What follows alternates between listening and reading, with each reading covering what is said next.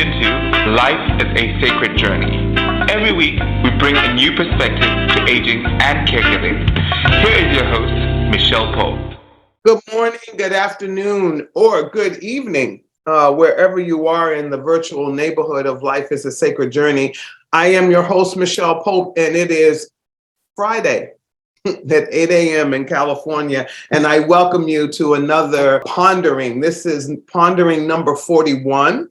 And I also welcome you to the virtual family of Life is a Sacred Journey. Please pardon me, I'm still dealing with a cold. I'm on the last days of it, I think, but I'm still so stuffed up and runny nose, runny eyes, all of the wonderful cold symptoms. So I'm trying to get over all of that, but no fever, no more achy bones, feeling, well, a little bit of achy bones always, but feeling pretty good, but always, always excited to join you here at Life is a Sacred Journey. So this is a pondering. So for those of you that are new to Life is a Sacred Journey, we have guests that come and talk to us about a whole lot of things. We had Dr. Robert Pearl come and talk to us and teach us that we are still in a tridemic, flu, cold, and COVID, all those things are happening at the same time. And sometimes people end up with all three.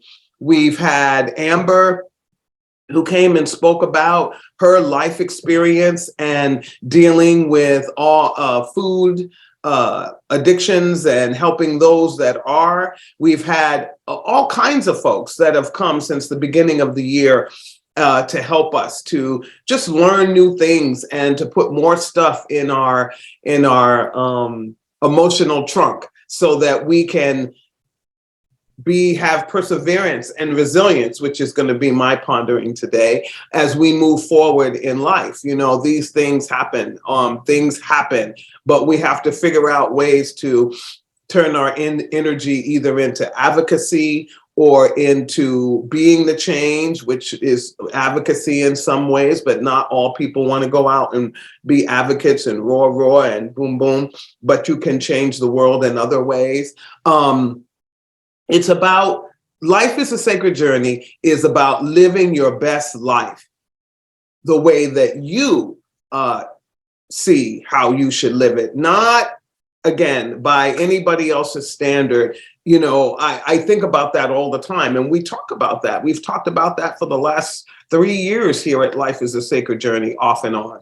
How do we live our own best life so that our best life becomes a part of the collective of humanity, where everybody living their best life, then humanity gets an opportunity to feel joy, be embraced by others, and can feel the vibration that exists when people are getting along, when people are being respectful of each other and meeting each other halfway. So those are the kinds of things that we bring to Life is a Sacred Journey. We focus a lot on caregiving and aging because we believe that ageism, in our community has created a lack of dialogue around aging, and not just aging as a senior, but aging throughout the life continuum. So we talk about a lot of things. We talk about racism, we talk about ageism, we talk about dogs, we talk about life. And so welcome to Life is a Sacred Journey. And if it's your first time, please share with someone else. And if you are coming back for the 9th, the 10th, the 100th, the 1000th time, thank you so much for being a follower of Life is a Sacred Journey. And you too can help us with our vision and mission by hitting the share button and letting other people know that we're here trying to do a new thing, and that is to add joy to the world. So I want to, first of all, say to Felicia's family, congratulations to them. And we're just so excited for their family and the growth of their family and everything that's happening for them. Just joy, joy, joy, joy. And a big kiss out to you, Felicia, and your family and the new addition to your family. And we just pray that everything is joyful and happy for you and your family. My best to, and the Life is a Sacred Journey family sends our joy and wishes out to your mama and papa who are visiting from Moldova, and it's a big hug to them. And also to all of you out in the Life is a Sacred Journey family, I'm sending you a big warm hug. It's cold here in the Bay Area, rainy, foggy, all that kind of cool stuff that I really love and so forth. But a big hug to all of you. I think we've had a rough time here in the state of California with the mass shootings and the violence. And so I think we're all struggling right now with a great deal of emotion around a lot of things. So take time, give yourself a hug as these things roll out in our time. So I want to talk about perseverance. I bought a card the other day, and it says perseverance is in our DNA. And I'm going to send it to a friend of mine for Black History Month because it's a Hallmark card, but Hallmark has a line called Mahogany, and they're uplifting affirmations. And I've actually sent them to all kinds of friends of mine, but you don't have to be a person of color to receive a Mahogany Hallmark card.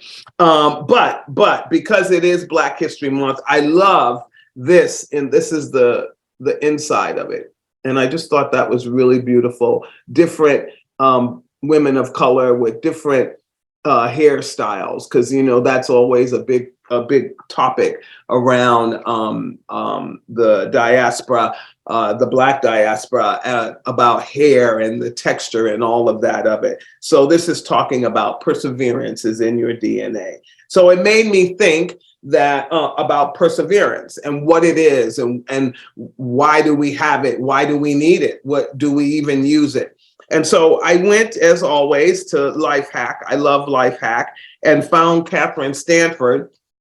And I'm going to reach out to Catherine to see if I can get her to come to Life is a Sacred Journey. But I really wanted to learn more about resilience and perseverance. And how does one persevere in life? How does one get over those things that that are the POWs that take us to our knees?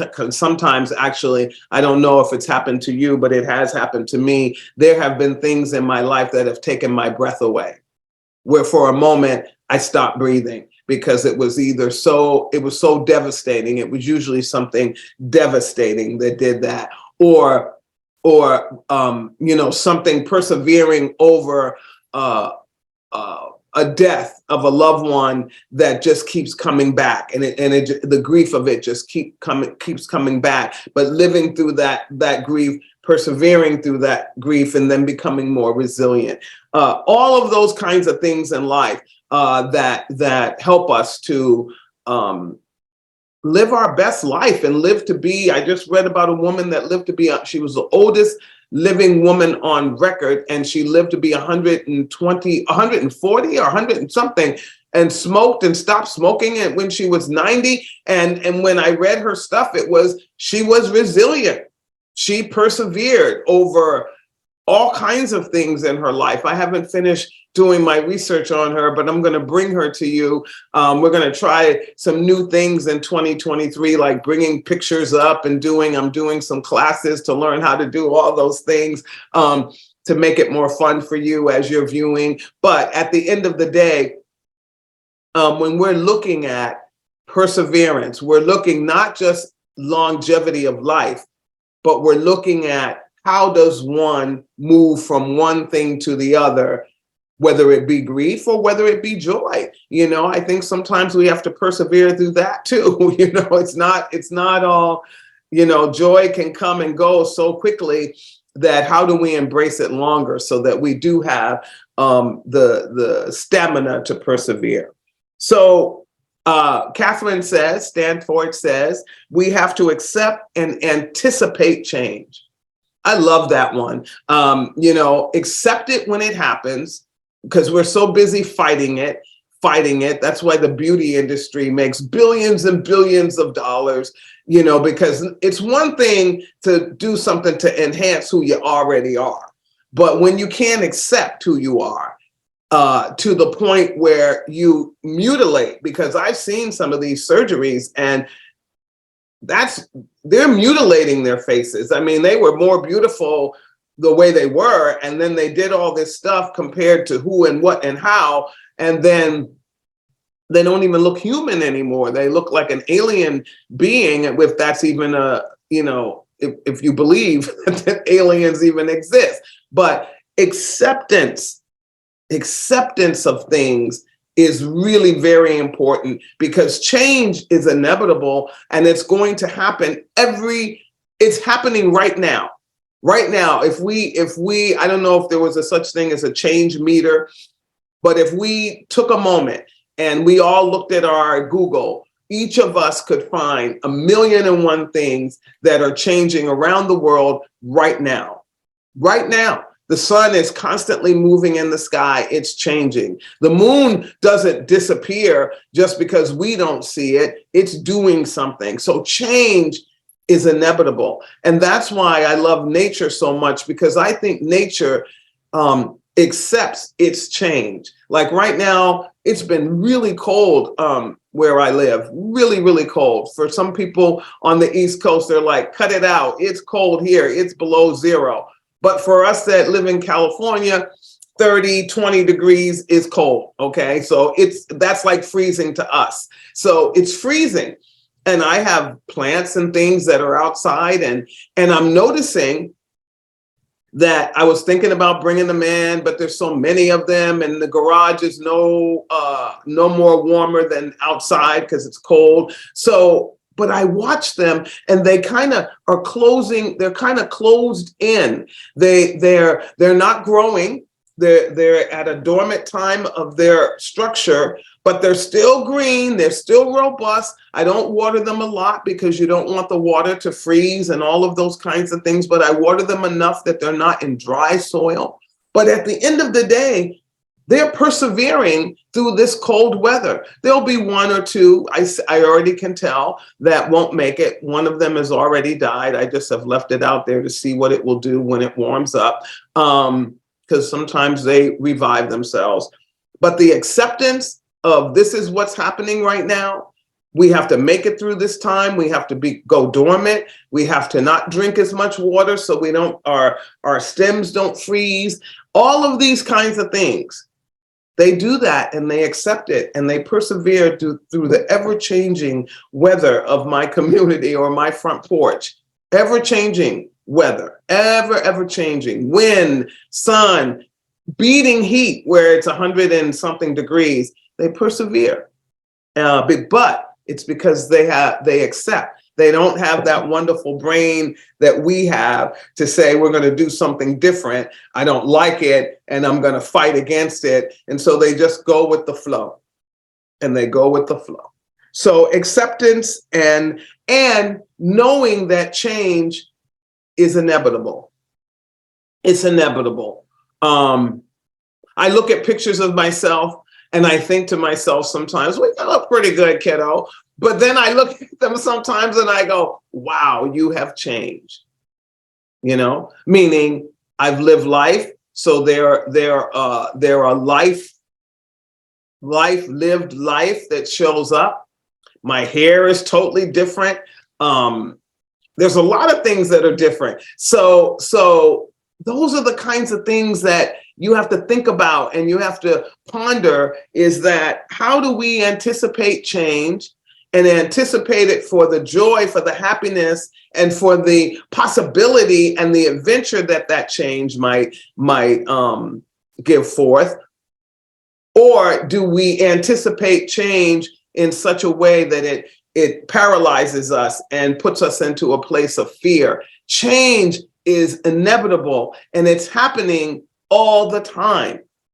All the time. It's not like change stops, just because we don't pay attention to it. It's all the time. It's constant. So instead of fighting what you know is going to happen, embrace change, move into change, and look for the adventure in the change that is to come. And I'm not saying that life will get better for you, but what I am saying is that you'll enjoy it more if you accept it.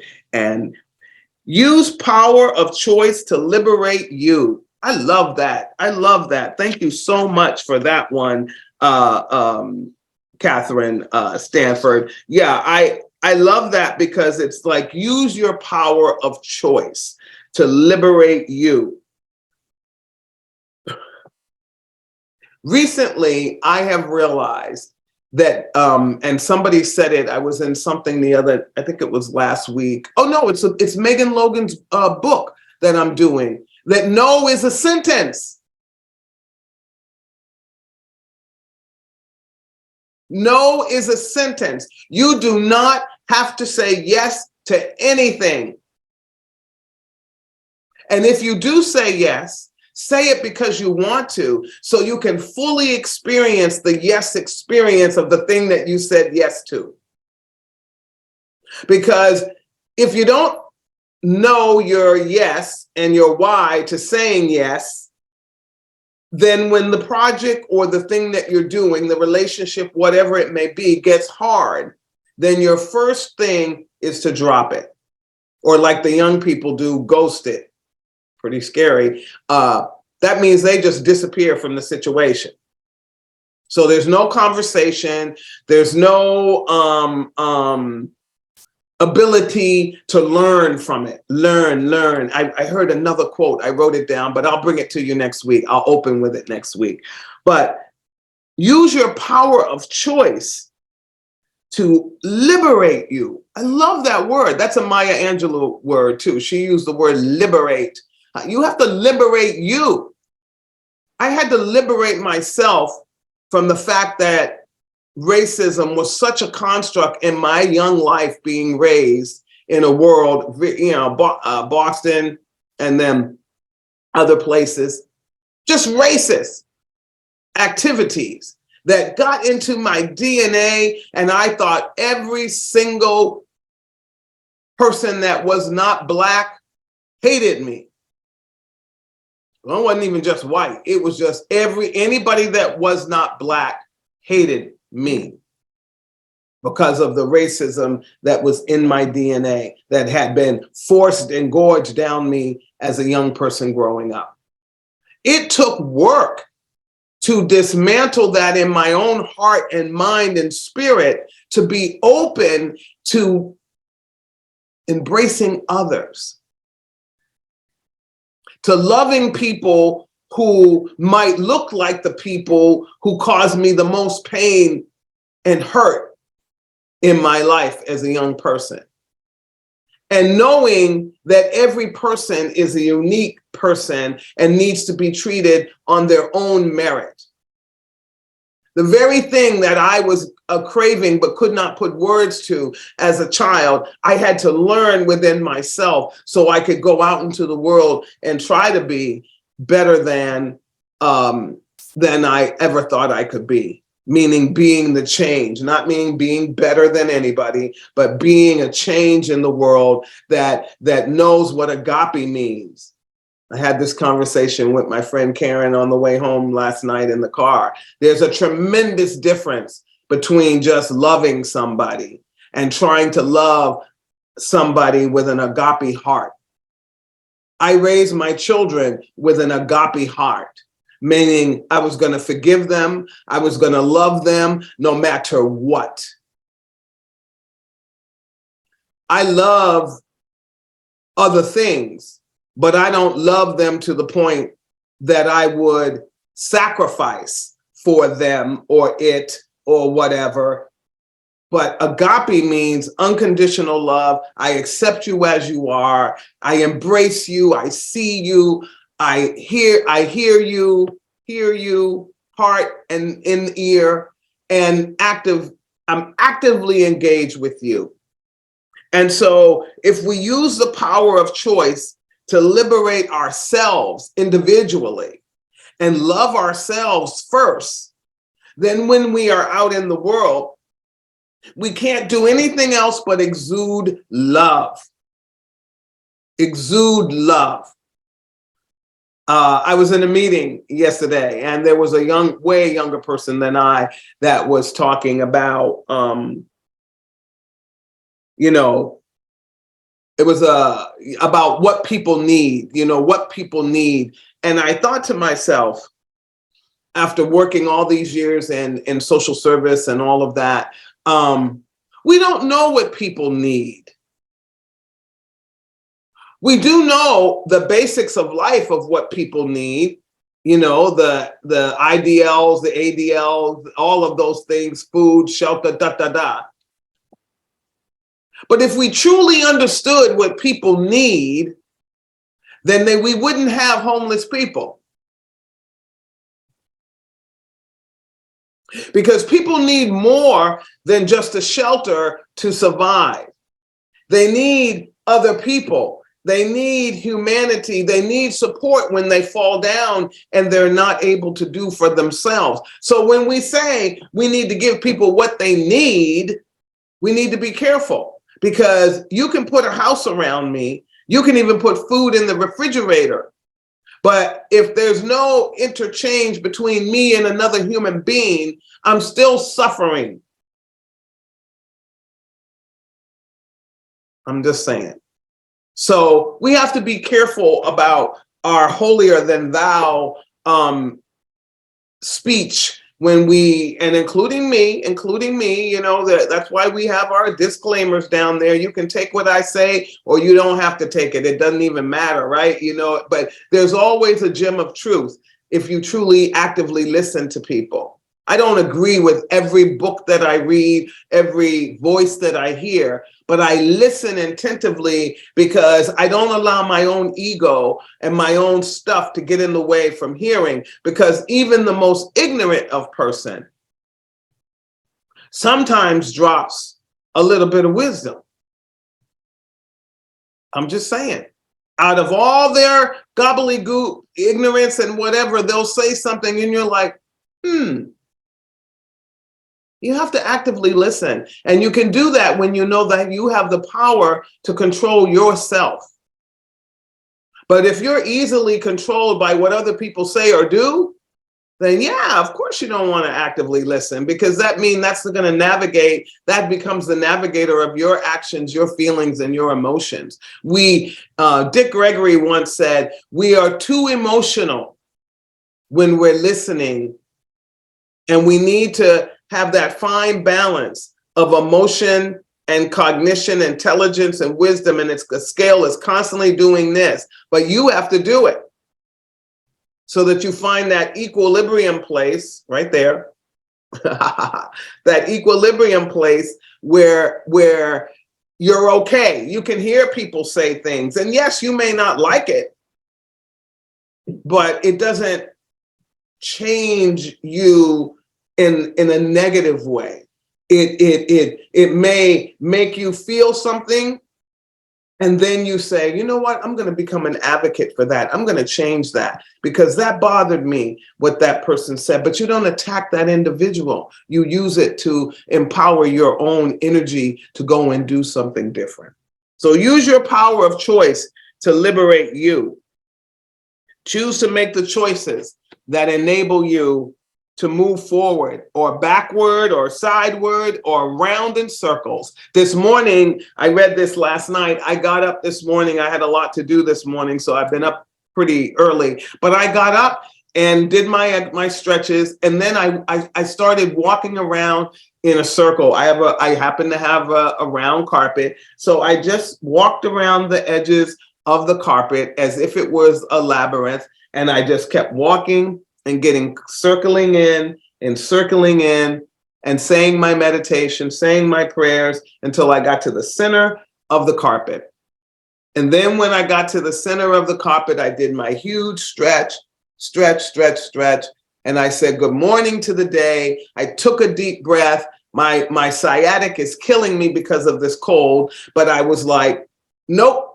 We are not embracing that. We're moving forward. We're going to have a great day. You're going to see your friends on Life is a Sacred Journey. Stretch out and get ready for the day. And then I got in the car and it was raining. But on the way in, I listened to Chaka Khan and Rufus from 1970 something, and my heart began to soar again. So use the power to be happy. And don't use your personal power to become negative and hate life and hate things. And if you hate it enough, then let's do something about it. Find somebody who has that same hatred towards racism or ageism or genderism or what all the isms, and find a couple of people. All you need is 11 more people, and then you all can go out and change the world. You make it happen. Don't be afraid to ask for help. Oh man.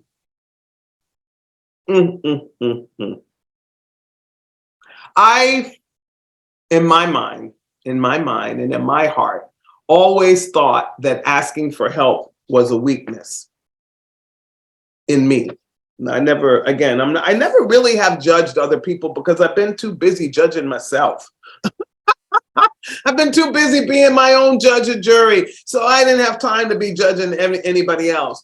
But yeah, just really, really never wanted to ask anybody for help for anything, and suffered in silence, and things happened and people would go, Micheal, we didn't know that you were born. We didn't know this was happening, because I didn't share it, right? But I've learned suffering in silence, thriving on neglect, and not asking for help. Wow, I wasted a lot of time personally. I'm still not good at it. I'm not great at it, but I've gotten better. But that's only because I've been able to learn how to trust.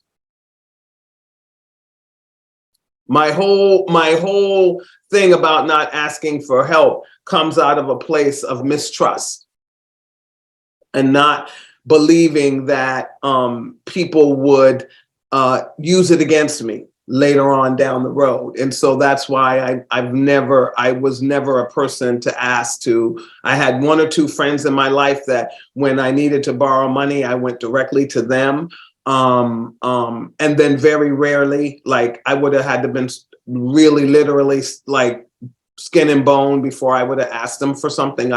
There was a time that I worked 2 and 3 jobs just because it was easier to suffer that way than it was to ask for help.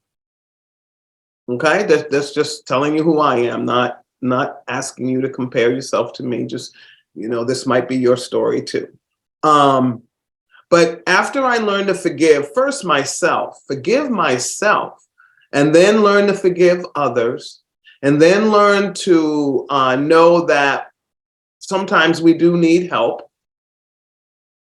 That's what, along the way, we sometimes do need help. Even if you fall down, you might need somebody to take a hand to help you up. Help gives other people the opportunity to share their life with you as well. And so I learned that finally, pretty much in the fall season of my life. And so I've moved into the winter season of my life, knowing when I need to ask for help, being accepting of help when it's offered, being gracious and loving when someone offers assistance or help, all of those things. So it's just makes a big difference in your life when you can ask for help and accept help, because it humbles you and it makes you know, it helps you to know, not make you, but it helps you to know that you are seen by other people, which is the biggest thing that we talk about, being seen by another human being. And that means knowing also that you are a part of another person's life. Be positive and laugh when you can. I love that. I love to laugh. I think laughing is incredible. Anything that has to do with breathing and laughter, singing, because I'm an asthmatic and I have had times when I've had asthma attacks and things. And so I know how precious breathing is. Breathing is a gift. When you don't have to do it with a puffer and breathe into a thing to see how much your oxygen, all that. So breathing is a gift. So when you can be positive, laugh and breathe and be with other people, just ha ha ha ha ha ha, it is amazing. It is amazing. So if you think of something funny and you laugh, laugh, like get into it, even if it's in the car. You can be alone. Who cares? Who cares what other people think? Laughter is contagious. That's what you do. Start laughing. There you go, friends. Start laughing. It's contagious. And share it everywhere. Not laughing at people, but laughing because you're enjoying a moment or whatever. So laugh more and enjoy what makes you laugh, and that makes you smile, that makes you tickle, and live in that moment a little longer and have more of those moments in your life, because they are the fuel to your perseverance. Just laugh. Like my friend, Frances Kakagawa, who we're going to get to come back to Life is a Sacred Journey. She hasn't been with us for many years now, and I need to reach out. Well, we did reach out to each other, so she will be coming. But her mother woke up in the middle of the night, and she had dementia, her mama. And her mama got up in the middle of the night and spread her feces all over the bathroom after she had, went to the bathroom. Frances wrote a beautiful poem about it. But she told a story of, she, of course, went into the bathroom and, what am I going to do? Well, I'm going to clean it. She cleaned up her mama, got mama back to bed. And Frances decided to turn this into a life experience that would fuel her perseverance. And what she did is she put on a pair of rubber gloves. She went and got a boa, and it's red, by the way. I've seen it. And she put that red boa on, and she went in the bathroom. Oops, my light just fell. She went in the bathroom and cleaned it.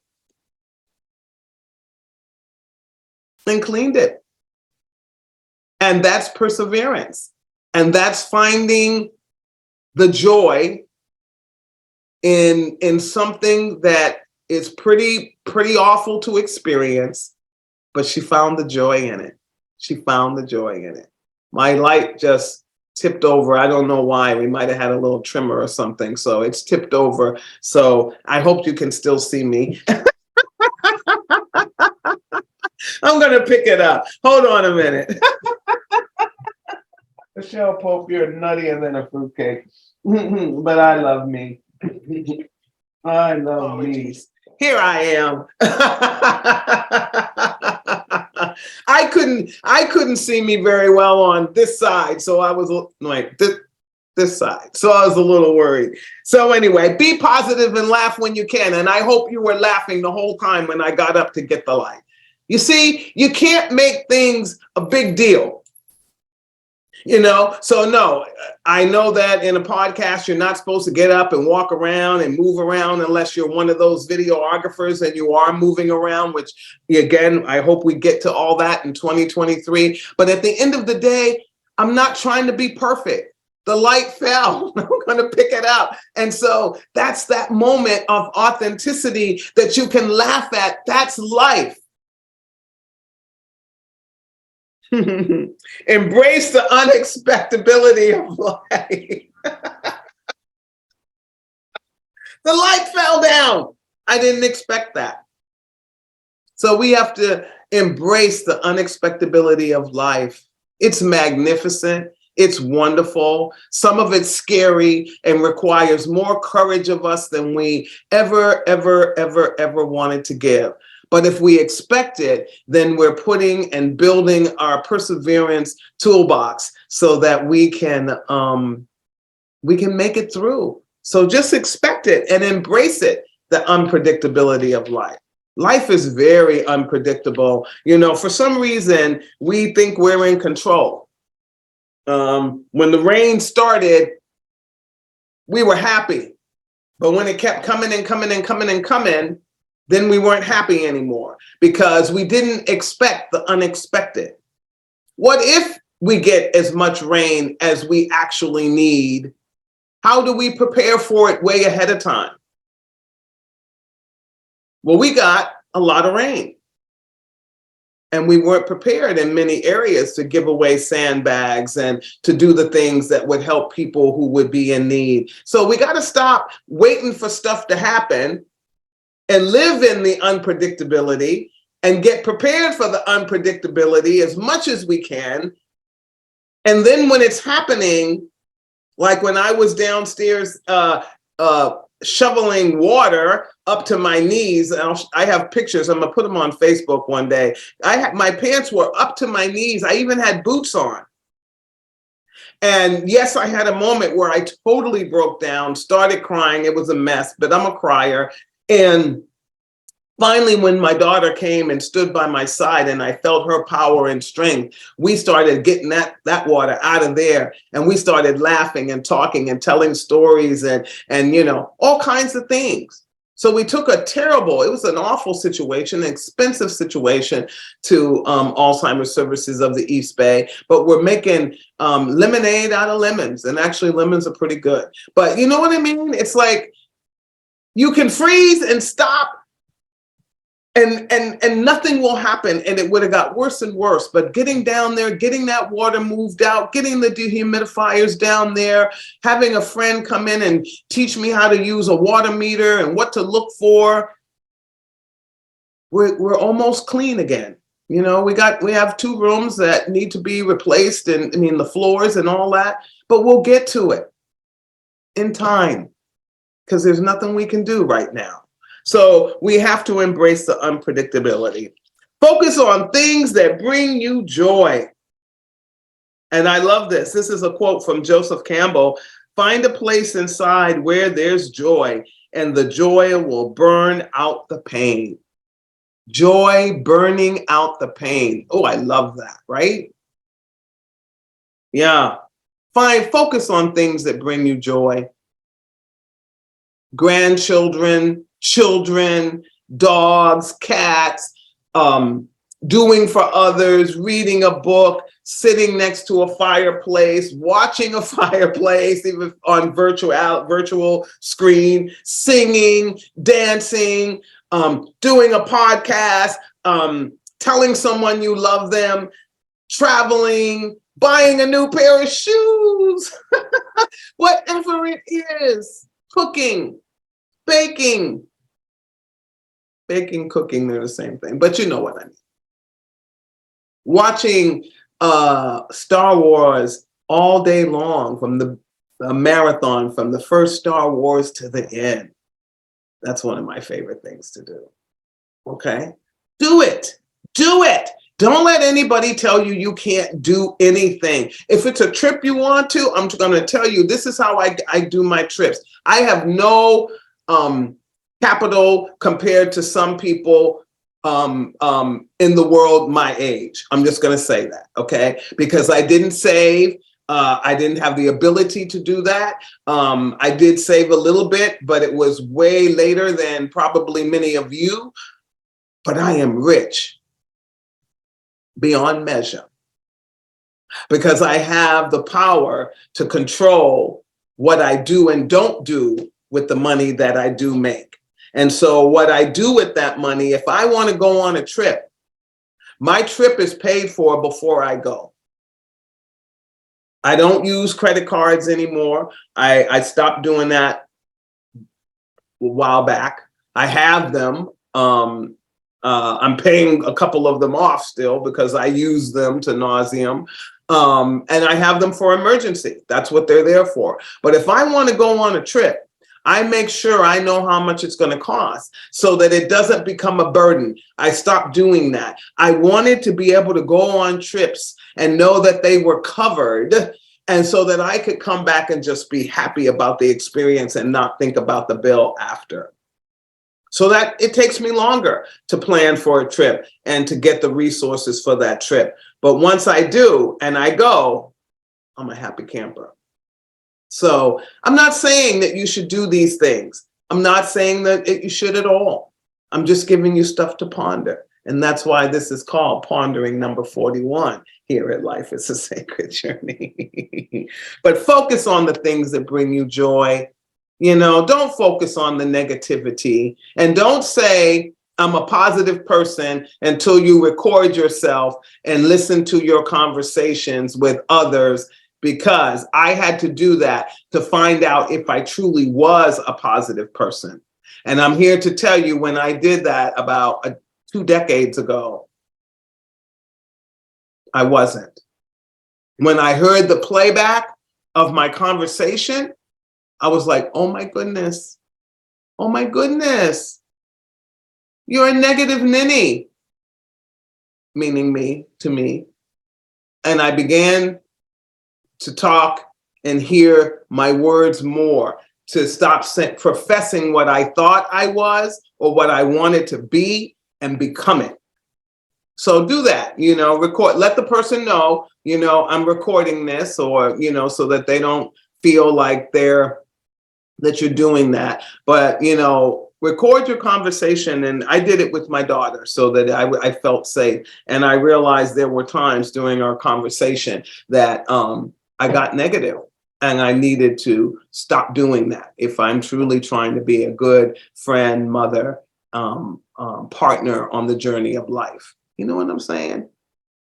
Don't let the past rule your present. Ooh, wee. Catherine Stanford, we love you. Don't let the past control your future or your here and now. Especially for those of us out there in our journey of life that maybe have fallen down to addiction, have been incarcerated, whatever it is, whether it's your own personal jail, because we have our own personal jails where we incarcerate our own minds, bodies, and spirits from life. Don't let the past be the manifestation of your future or your now. You have the capability of going out into the world and being anything that you want to be. I don't care if you're 90 years old. If you wanted to write a book and you still want to write the book, there's somebody out there that will help you write that book. If you are a young person and you want to become an entrepreneur and somebody has said you're too young to do that, I want you to look up a bee company that's owned by 2 Black beautiful children somewhere in the Midwest or the South. Their parents helped them to do that, and now they have honey. They sell honey. They have a bee farm and they sell honey. It was their dream to do that. Their siblings, I believe. So don't let anybody tell you you can't. And even if you're in a situation where you can't because you're being stopped from doing and living out your dream, whether it be in a country where you're not being respected because you're a woman, or a household because you're a woman, keep forcing your power to the place where you get free so that you can live out your dream. All these things. There comes a time in life, and I'm in it. It's in the winter season of your life, where you look back on everything that you have done, said, relationships. Some you still have, some have fallen by the wayside. Some you want to nurture more and pray that you have time to do so. But when you look at yourself, you begin to realize that every single experience, good, bad, the ugly, had to happen in order for you to be now. So you have to look back at them and see where you have overcome, where you've been resilient, where you've persevered. And understand that all of that, here goes my super Wonder Woman movement. All of that is what you are. And it's magnificent. Nobody has the right to judge it. People will, because that's what some people do. They love to live in the land of judgment. But so what? So what? Your life doesn't, their judgment shouldn't do anything to your life, because their judgment is their judgment. It may hurt you when people judge you, Yeah, it may. But let it be the catalyst for joy. Let it be the place where you say, like the Dalai Lama says, you have to reject things. You have to, and for me, I physically do it. I reject that. I reject that. Or I make fun of it in a way by going, danger, Will Robinson, danger, in my head. You got to have fun with life because you don't know how long you're going to get to live it. And you want your last moments, seconds, to be ones filled with joy and experiences where you can let go. When I worked in hospice, that was the biggest thing, people being able to let go at the end of life. And many, many, many, many, many, many times, it was because there was a thing that was unsaid or a thing that was undone that was keeping them here. So this is Life is a Sacred Journey, and we thank you so much for taking time out of your life and joining us here at this platform. I am your host, Micheal Pope, and everything I say comes from my heart and my mind and my spirit. You don't have to follow, and you don't have to care about it. But I hope that it sparks a pondering in you and then helps you to be the best person that you want to be.